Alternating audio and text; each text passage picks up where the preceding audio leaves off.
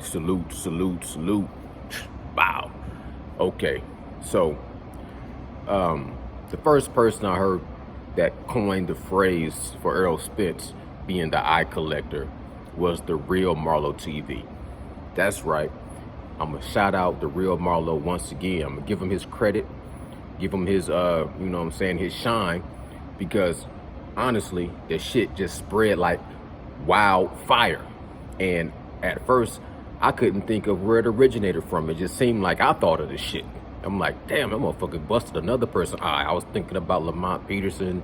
I was thinking about what he did to Kell Brook.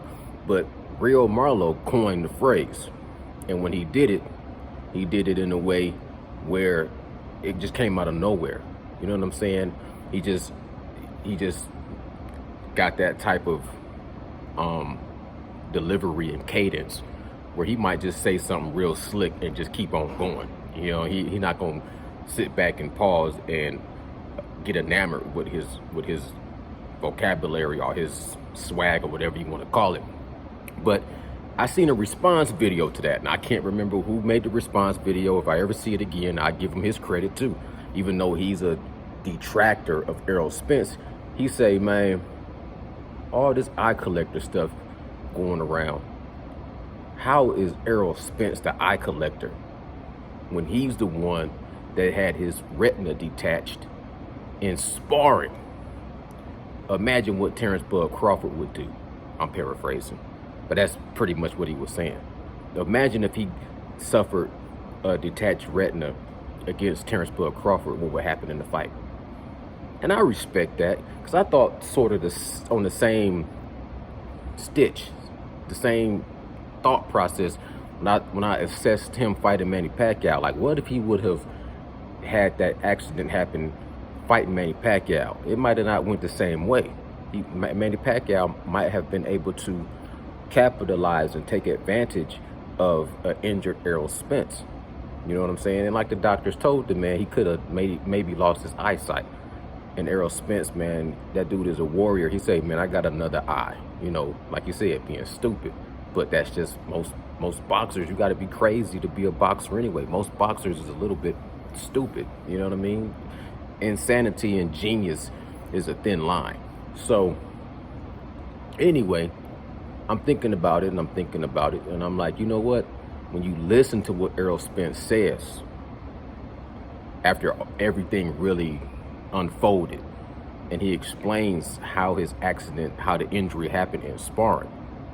On second thought, if he would have been in a fight with Manny Pacquiao and had that eye injury, he still would have probably fucked Manny Pacquiao up.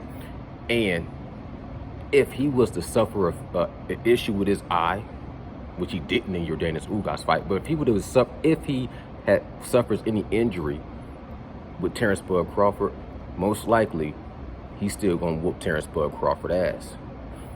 Whoop him with one eye. You know what I'm saying? Boxing is a brutal sport, violent sport. We see motherfuckers get their head bust open. Now shit has changed from how it used to be back in the day. They're a little bit more caution and take, you know, they stop fights a little earlier than they used to. If they see something happen, you know what I'm saying, an injury or a cut. But when the man Errol Spence explains what happened in the sparring match, he said when he felt his eye, when he got hit and he felt his eye, like my man Captain Full G say, my eye, my eye. And Errol Spence said he kind of got hit in the eye. He said, oh, he thought to himself, my eye. But what I didn't really pay attention to and take heed to is he said right after he felt that eye might have been irritated, he kept sparring. He didn't say he had to take a break and go to the doctor and sit down for 2-3 weeks and, you know what I'm saying? No, he said he was sparring. He felt a difference when he got hit. And then he said he just kept on sparring. Then he said a couple of days later, he was sparring again. So that let me know the injury during sparring didn't put him down and make him stop. So it would have been similar to when he did catch his little two-piece from Yordenis Ugas. When his mouthpiece went out, Yordenis Ugas hit him with a quick shot, 2-2. He went back into the ropes, and then he got right back into his position, ready to keep fighting. And if he would have been to where, if he was in a real fight with whoever, Manny Pacquiao, Terrence Crawford, you Danny School guys, Danny Garcia, Sean Porter, if he would have got hit in the eye and he felt a little bit different, he would have kept fighting the same fight. It wouldn't have changed it. And it made me think of Manny Pacquiao. Manny Pacquiao against Adrian Broner. He whooped Adrian Broner's ass, but he suffered a scratch on his retina or his lens, eye lens or whatever, from the laces. And he got it taken care of after the fight, after he whooped Adrian Broner's ass. And he said, my eye still irritating me, let me go get it checked out.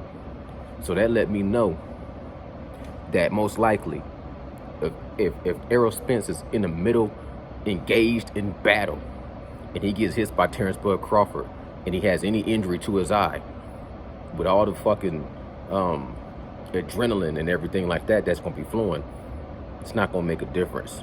It's not gonna be a blip.